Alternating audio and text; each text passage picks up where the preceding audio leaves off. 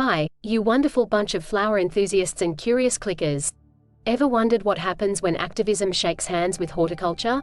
Hold on to your petunias because we're diving into the verdant world of guerrilla gardening, a blend of beauty, rebellion, and a sprinkle of secret ops.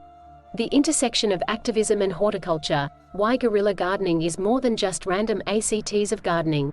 Imagine walking down a dingy alley and stumbling upon an unexpected oasis of sunflowers and daisies. It's not magic, it's guerrilla gardening.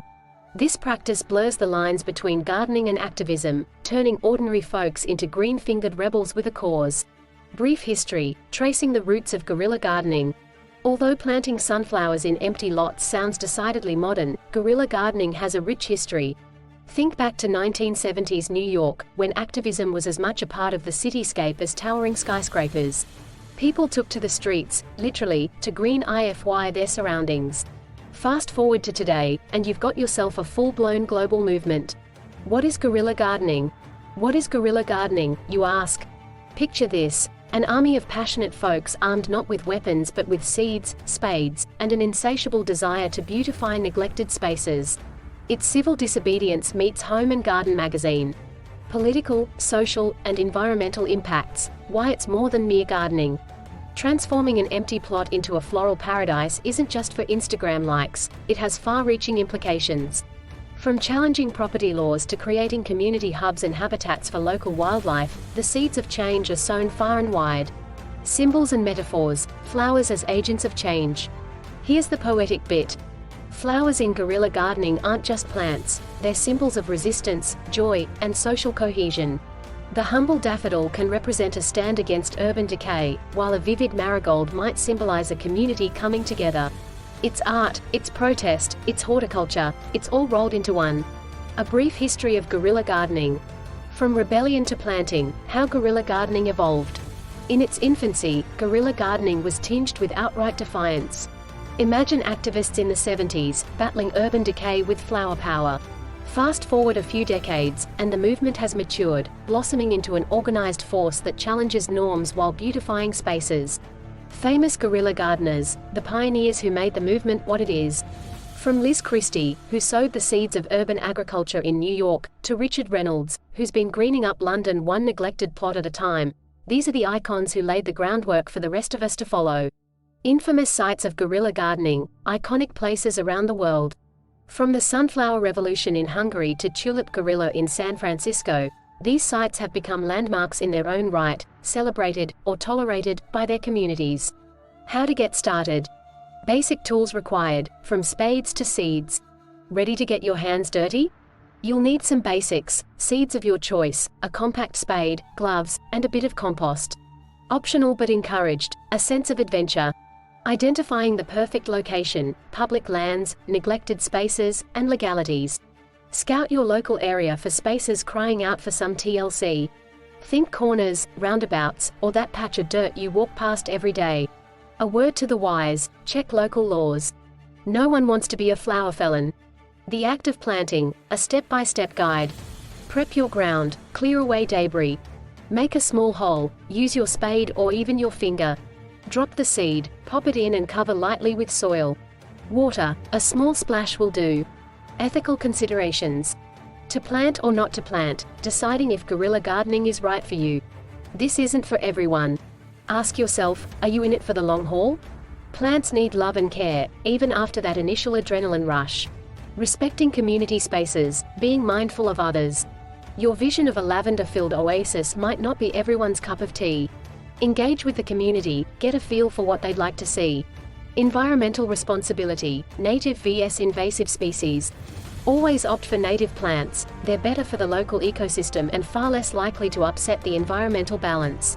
Navigating legal landscapes. Laws and regulations, a summary by country. Now, the fun police might not be entirely thrilled with your newfound horticultural rebellion. Laws vary wildly from place to place. In Australia, you're generally treading on safer ground if you stick to public spaces, but it's a whole different ballgame in other countries, especially in places like Hong Kong and Singapore where public spaces are very limited. Always do your homework. Avoiding confrontations, how to be discreet and respectful. Keep it low-key. Dress like you're meant to be there, and if someone asks what you're doing, honesty often diffuses the situation. You're enhancing the area, not vandalizing it, after all. Legal alternatives, if guerrilla gardening isn't an option. Feeling jittery about the guerrilla part? Community gardens are a fantastic alternative where you can till the soil to your heart's content, all above board. Case studies. Success stories, examples of effective guerrilla gardening. Take the Todmorden Incredible Edible project in the UK, where locals transformed public spaces into edible gardens. The community engaged, crime rates dipped, and the town even became a tourist attraction. The Edible Bus Stop, London. In a city where public spaces are sparse, a group of residents in South London took to an overlooked piece of land next to a bus stop. Over time, they cultivated it into a thriving edible garden. Not only did it beautify the area, but it also encouraged community members to talk and work together, bridging social gaps. Image source, Edible Bus Stop. LA's urban sunflower garden. In a city known for its traffic jams and skyscrapers, one individual planted hundreds of sunflowers in the unlikeliest of spaces, traffic medians. The sunflowers, towering over the commuters, serve as a daily reminder of nature's persistence. Guerrilla gardeners of Tbilisi, Georgia.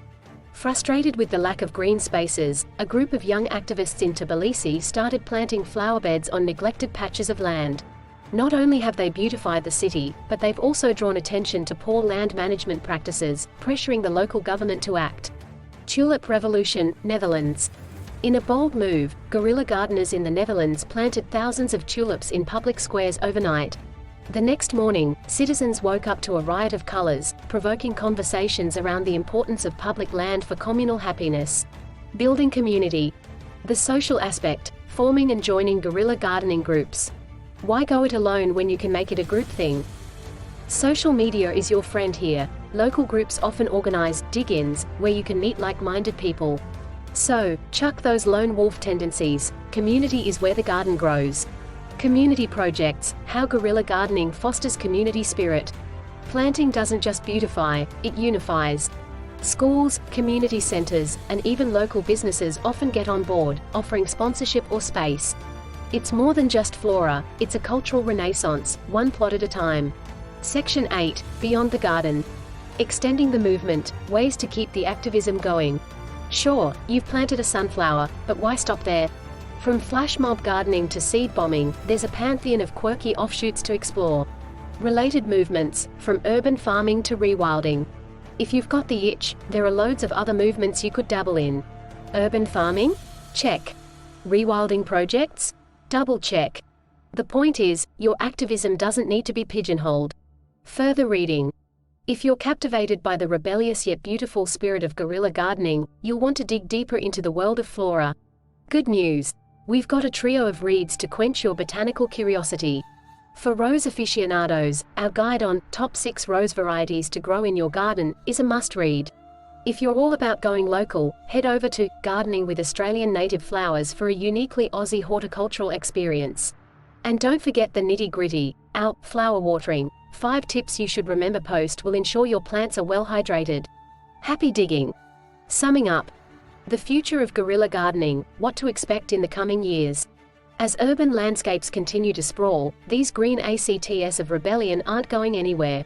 Expect to see plant-ins, augmented reality gardening guides, and who knows, maybe even a guerrilla gardening app?